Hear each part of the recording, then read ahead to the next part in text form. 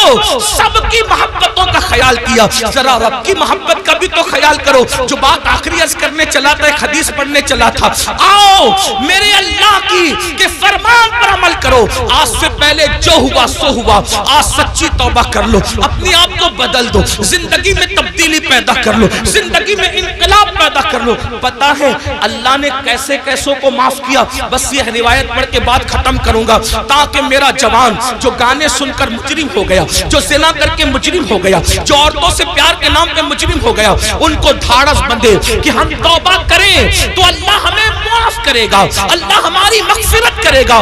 دل کے کانوں سے سننا۔ اور میری بہنیں بھی اگر موجود ہیں، آج کل لڑکیوں میں بھی سیریل دیکھ کر کے ایک عجیب سا بھوت سوار ہے، افیئر کا، دوستی کا، ناجائز تعلقات کا۔ نہیں، ہمارے یہاں شادی سے پہلے کوئی دوستی نہیں ہے، لڑکا لڑکی کی کوئی دوستی نہیں ہے۔ علامہ ابن الجوزی لکھتے ہیں، میرے آقا نے فرمایا اگر مریم جیسی عورت ہو پاک دامن اور داؤد جیسا پاک دامن مرد ہو اور دونوں تنہائی چاہیں تو میں دونوں کو تنہائی کی اجازت نہیں دے سکتا۔ یہ اللہ کے رسول کا فرمان ہے۔ اور آج اسکول کے لڑکوں سے دوستی، کالج کے لڑکوں سے دوستی، یونیورسٹی کے لڑکوں سے دوستی، اور پھر ماں باپ کہتے ہیں ارے یہ مولوی لوگ تو پرانے خیال کے ہیں، آج تو نیا دور ہے۔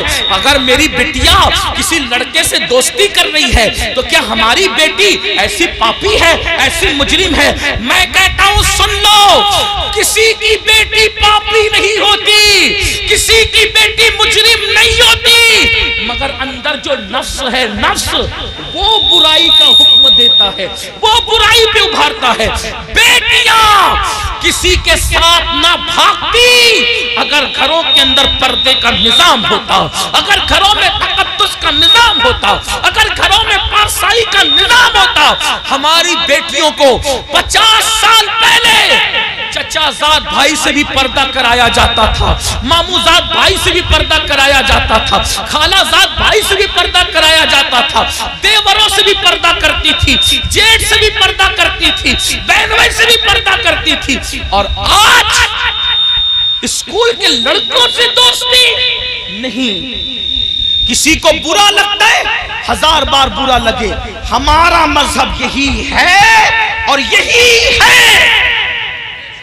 اگر کوئی ٹی وی پہ بیٹھ کر بھونکتا ہے کہ مولوی پردے کی بات کرتے ہیں، ہم کہتے ہیں ہم تم سے نہیں کہتے، ہم اپنی بیٹیوں سے کہتے ہیں، اور ہماری بیٹیوں کو کہنے کا ہمیں حق ہے کہ ہر آدمی اپنی بیٹی کا ذمہ دار ہے۔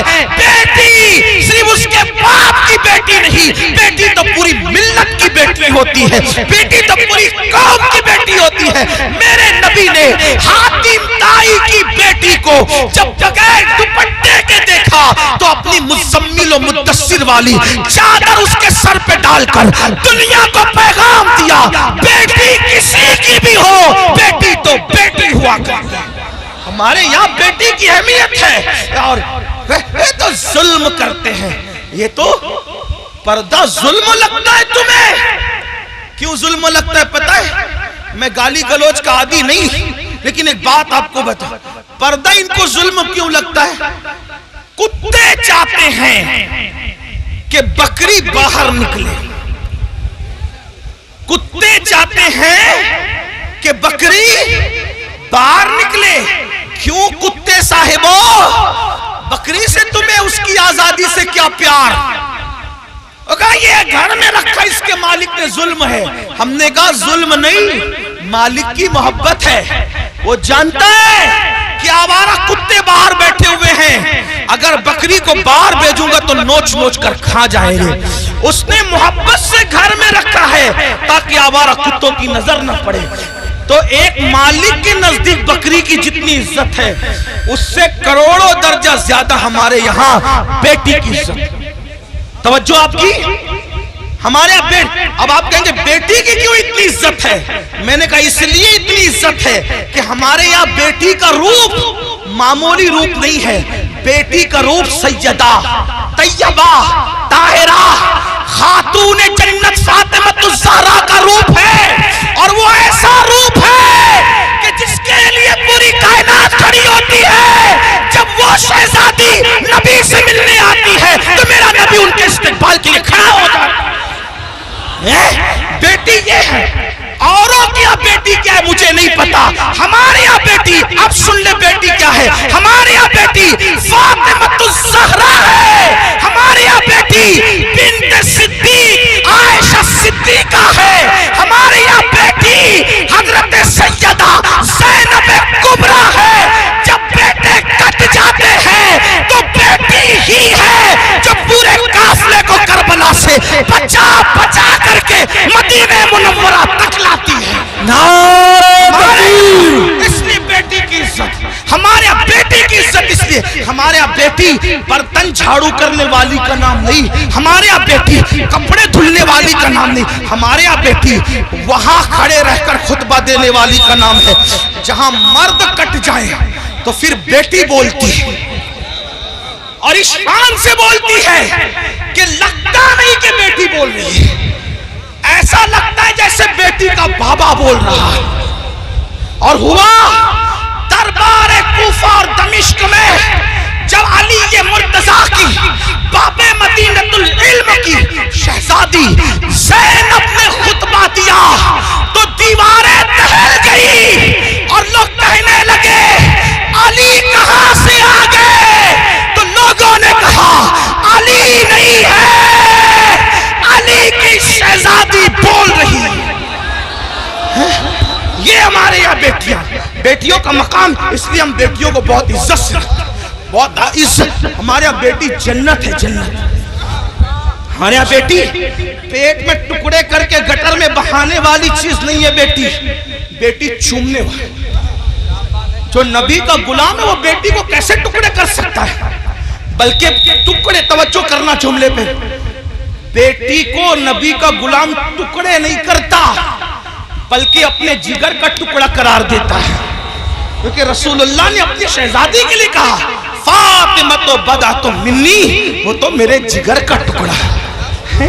تو بات دور نکلی، عرض کیا کر رہا تھا، آج سے پہلے جو بھی گناہ ہوا ختم کرو، توبہ کرو، جب اللہ والے موجود ہوں توبہ کرو۔ اللہ نے گارنٹی دی، اللہ نے وعدہ کیا، ان اللہ لا یخلف المیعاد، اللہ کا وعدہ خلاف نہیں ہوتا۔ کچھ بھی ہوا توبہ کرو، سچی توبہ، مگر توبہ کون سی؟ ہر مجمع میں جو کرتے ہیں وہ نہیں، کان کھینچنا، گال پٹنا، استغفر اللہ کہنا، یہ والی توبہ نہیں۔ یہ غیر تربیت یافتہ پولیس ہے، ان سے میری ہاتھ جوڑ کے گزارش ہے، اللہ والو ہٹ جاؤ وہاں سے، ان کو جگہ ہی نہیں ہے بیٹھنے کے لیے، وہ کہاں بیٹھیں گے میرے بھائی، ہٹو وہاں سے، ڈسٹرب مت کرو، بات آخری مرحلے میں ہے۔ یہی تو غیر تربیت یافتہ ماحول کی نحوست ہے۔ ایک بار درود شریف پڑھے آپ لوگ، ہٹو میرے بھائیوں، خاکی وردی والے میرے بھائیوں، اللہ تمہارا نصیبہ چمکا دے، وہاں سے ہٹ جاؤ، جگہ نہیں، وہ بیٹھیں گے کہاں، ان کو کھڑے رہنے تو، بات آخری مرحلے میں۔ ایک بار درود شریف پڑھیے، اللہ رب محمد صلی اللہ علیہ وسلم، نحن عباد محمد صلی اللہ علیہ وسلم۔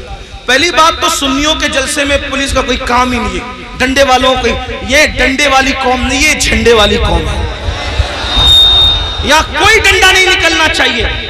ہاں، اور اگر لوگ ہمیں کچلتے ہیں تو ہم ان سے محبت سے کہتے ہیں نہ کچلو، ہم کچلنے کی چیز نہیں، میاں کو کچلا، مجھے کچلا، ناخن لگا دیا، یہ بھی آپ کی محبت کی نشانی لے کے جائیں گے۔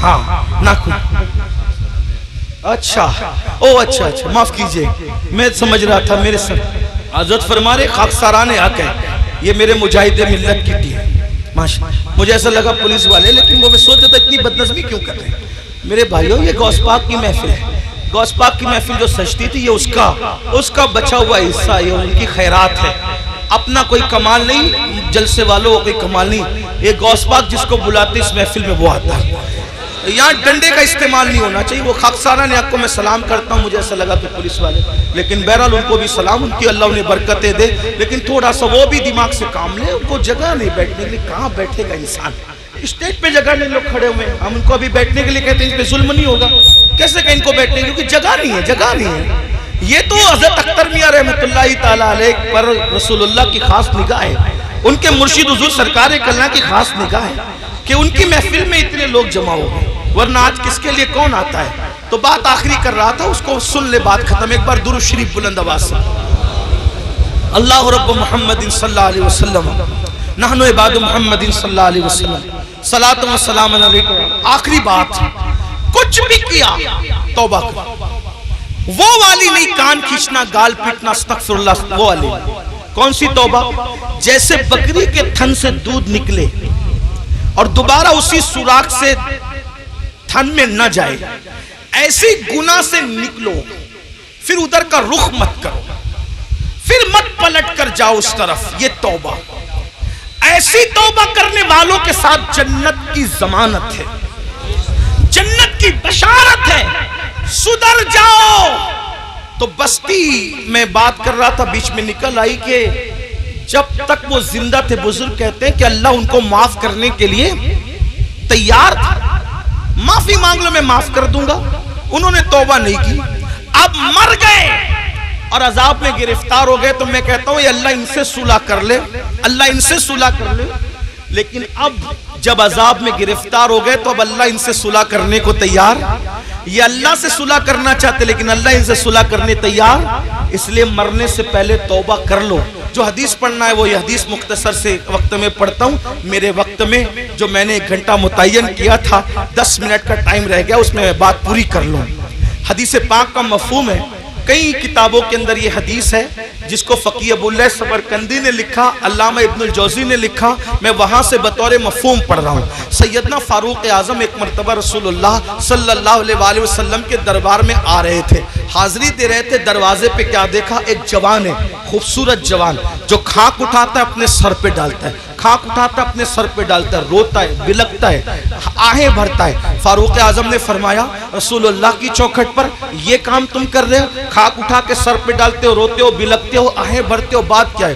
تو فاروق اعظم سے اس جوان نے کہا اے میرے بھائی عمر، آقا کی بارگاہ میں حاضری دینا چاہتا ہوں لیکن ہمت نہیں ہے، حوصلہ نہیں ہے حاضری دینے کا. اس لیے میں یہ چاہتا ہوں کہ آپ اجازت لے لیں، آپ حضور سے عرض کر دیں کہ حضور مجھے اذن حضوری عطا کر دیں، حاضری کی اجازت عطا کر دیں تاکہ میں رسول اللہ کی بارگاہ میں حاضر ہو جاؤں. تو آقا علیہ السلام سے فاروق اعظم نے عرض کی آقا میرے ماں باپ آپ پہ قربان یا رسول اللہ. ایک جوان ہے چوکھٹ پہ بیٹھا ہے، سر پہ خاک ڈال رہا ہے آقا، اور وہ آپ کی بارگاہ میں حاضری دینا چاہتا ہے یا رسول اللہ. اگر آپ اجازت دے دیں تو وہ حاضر ہو جائیں. وہ جوان آ گیا. اب دھیان سے سننا، غور سے سننا. وہ جوان آیا، آنکھیں جھکی ہوئی تھی، آنکھوں سے آنسو بہ رہے تھے، مسلسل ٹپ ٹپ آنسو ٹپک رہے تھے. ندامت اور شرمندگی چہرے سے ظاہر تھی، سر جھکا ہوا تھا. آقا نے فرمایا اے جوان کیا ہوا؟ اس جوان نے عرض کیا یا رسول اللہ اتنی عرضی لے کر آیا ہوں کہ آپ میرے لیے دعا کر دیں کہ اللہ میری مغفرت کر دے، اللہ مجھے معاف کر دے، اللہ میری بخشش فرما دے. آقا نے فرمایا کیا ہوا؟ عرض کی آقا مجھ سے بہت بڑا جرم ہو گیا ہے، مجھ سے بہت بڑا گناہ ہو گیا ہے، میں بہت بڑا پاپی ہوں آقا میرے لیے دعا فرما دے. میرے کریم آقا نے فرمایا کیا گناہ ہوا یہ تو بتاؤ. اس نے عرض کی آقا شرم آتی ہے بتاتے ہوئے،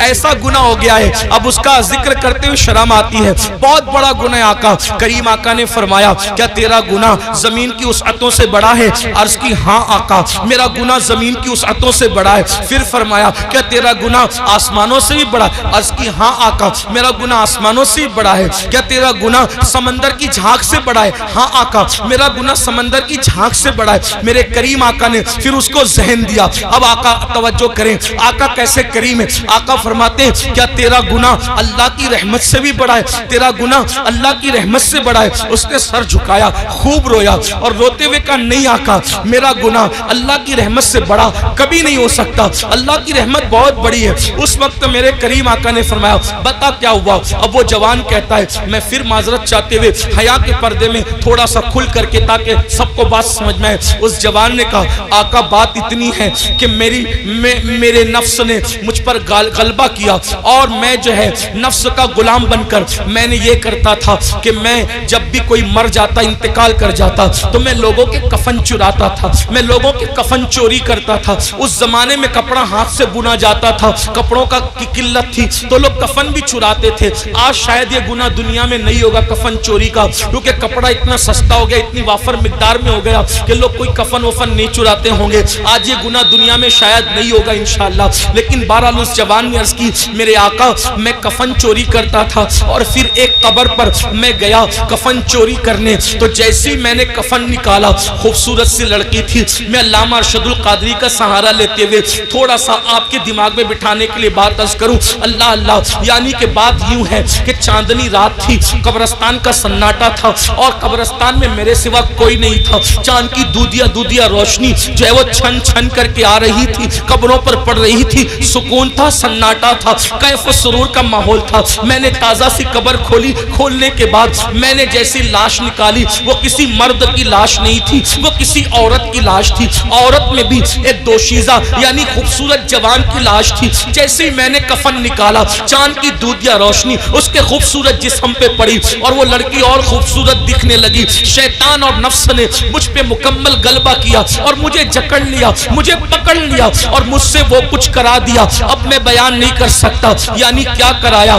اس نے مردہ لڑکی کے ساتھ قبرستان کے اندر زنا کیا. اس جوان نے مردہ لڑکی کے ساتھ قبرستان میں زنا کیا. اور اس کے بعد جب وہ کہتا ہے آقا جب میں بدکاری کر چکا تو میں نے دیکھا وہ لڑکی کھڑی ہو گئی اور کھڑی ہو کر کہتی ہے بدبخت تو نے مجھے ناپاک کر دیا. ان مردوں کے درمیان کیا منہ لے کر میں رہوں گی؟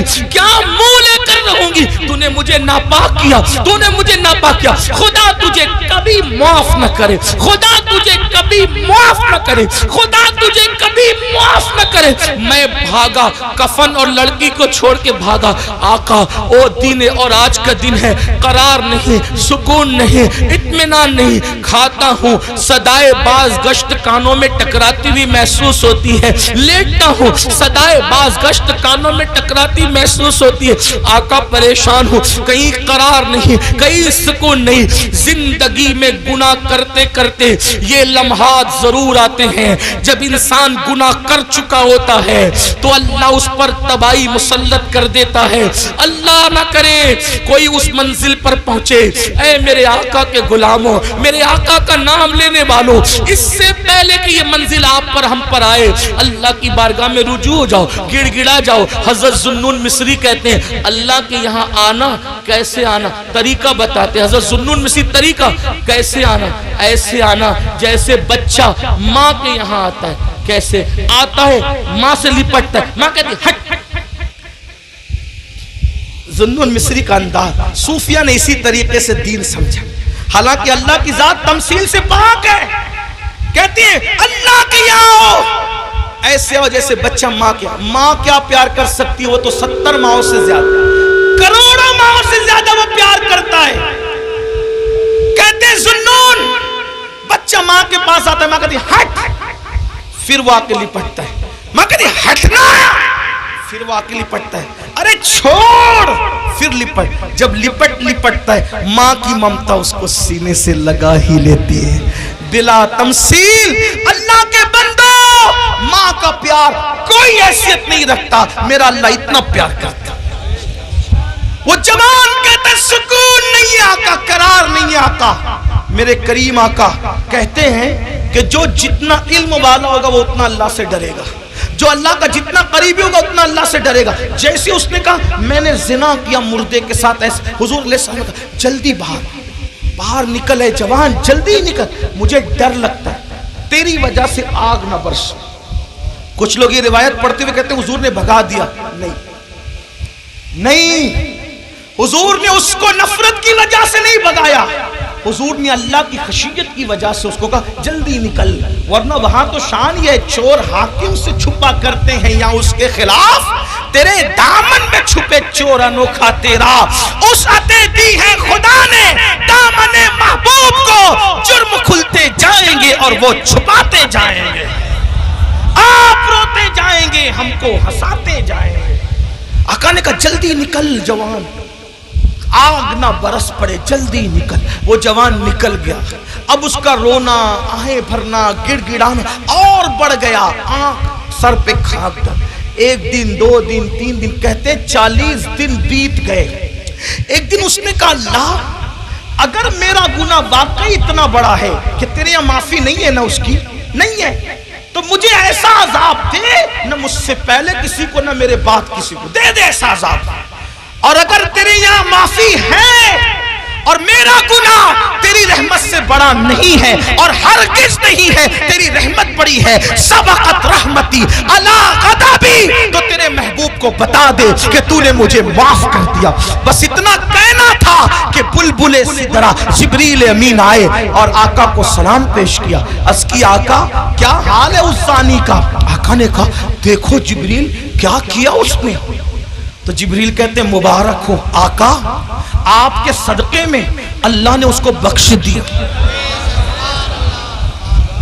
اس کفن چور کو معاف کر دیا، اس نے توبہ کری، آپ کے صدقے میں بخش دیا. آقا نے کہا اس کی معافی ہو گئی.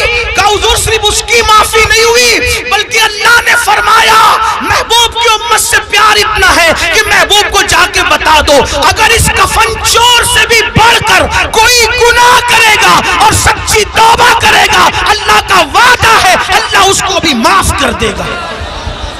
اے میری قوم کے جوانوں، اس مجمع میں ایسا کوئی کفن چور والا معاملہ نہیں ہے. جب اللہ اس کو معاف کر سکتا ہے ہمیں بھی کرے. یہ سادات علماء نائبین رسول آل رسول اور پھر صاحب مزار ہے.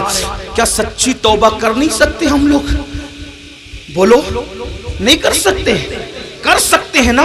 پھر سچی توبہ کر کے جاؤ. آج کے بعد گانے، غزلیں، فلمیں، گندی پکچر اور خاص طور پر نامحرم عورتوں کو دیکھنا تکنا، اس سے بچیں گے. اور زنا سے تو بار بار بچنے کی دعا کریں گے. اللہ مجھے ہماری نسلوں کو گناہوں سے بچنے کی توفیق عطا فرمائے.